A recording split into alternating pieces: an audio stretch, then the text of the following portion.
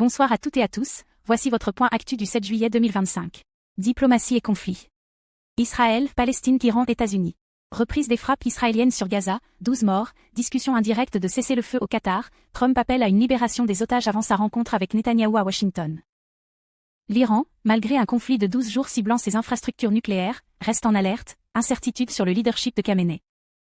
À Rio, au sommet des BRICS, la Russie offre de jouer les médiateurs sur le dossier nucléaire iranien. Ukraine, Royaume-Uni. Zelensky a échangé avec Starmer pour coordonner une « coalition des volontaires », incluant des livraisons de drones intercepteurs, face aux attaques russes. Afrique, RDC, Rwanda. Accord Washington médié pour sécuriser l'exploitation des minerais critiques entre la RDC et le Rwanda, visant à contenir les milices, M23, première étape vers la paix régionale. Économie et commerce. États-Unis, monde. L'administration Trump menace de réintroduire des tarifs protectionnistes, 25% sur le Japon, la Corée du Sud, possible 10% contre les pays alignés BRICS, échéance du 9 juillet.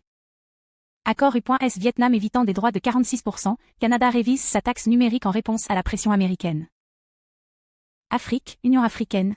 L'Union africaine prépare une réponse unifiée à Trump autour de l'AFTA, zone de libre-échange continentale africaine, et se positionne pour négocier en bloc face aux tarifs. Europe-Chine, EU.S. Rencontre diplomatique en cours, sommet UE-Chine les 24-25 juillet, peu d'avancées attendues. Discussion U.S temporise les tensions tarifaires, tandis qu'un vote de défiance a lieu contre von der Leyen dans l'UE. Culture et société. France, Côte d'Ivoire.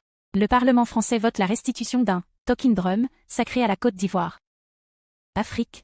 Défilé à Lagos avec des créateurs émergents à Fashion Finest Africa. Sport, événements internationaux.